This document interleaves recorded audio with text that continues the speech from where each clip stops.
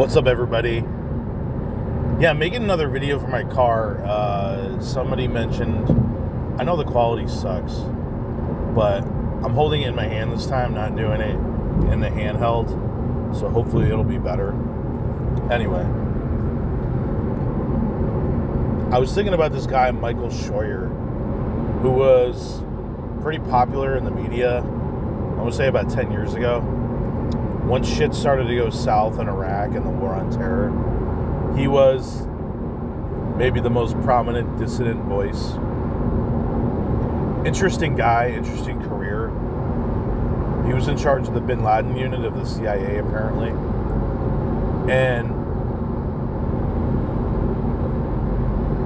some people have been saying recently, like Otto Pohl, you can't say anything negative about the Israelis or Israel.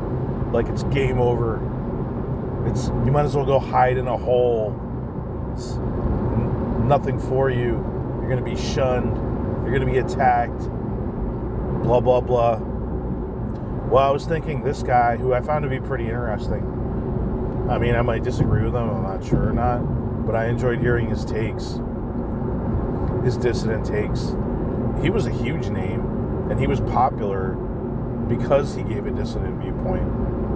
But he did it in a way that was reasonable, and so people found it legitimate. They didn't say, like, oh, USS Liberty was deliberate, and Israel's done all these, or claim them for 9/11, or something crazy like this.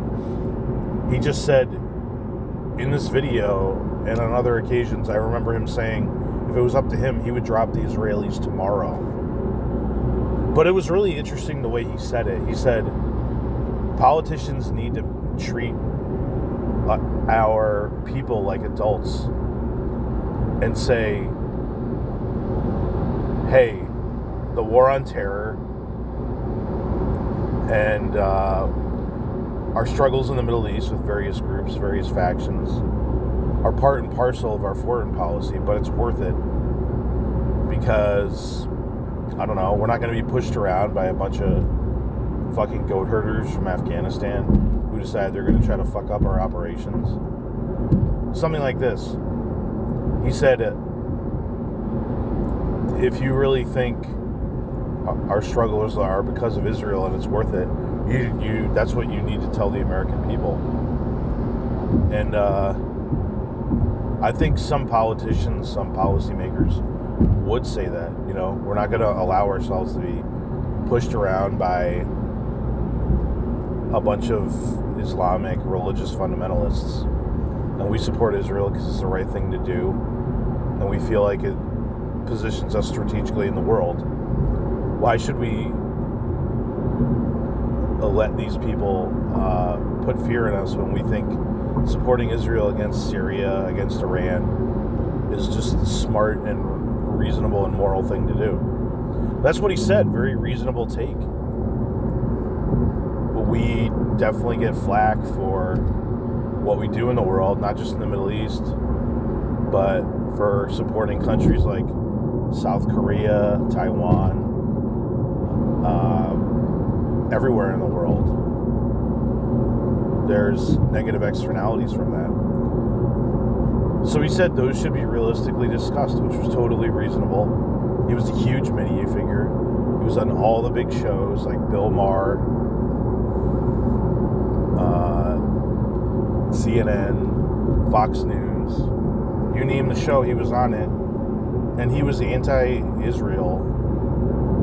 More accurately, he was anti-relationship with Israel, anti-U.S. relationship with Israel. And I'm sure people from the quote-unquote Israel lobby disagreed with him, but he was out there in the open saying it safely. So this whole narrative that you can't oppose the Israel lobby, or Mossad might make you disappear in the middle of the night, or you could kiss your career goodbye. I don't think that's the case. I think there's a lot of people that dislike Israel. Few that do it maybe tactfully, but This just came to mind. So, I think it totally disproves this myth said by people like Otto Pohl. Anyway, that's all I got for this one. Everyone have a good day.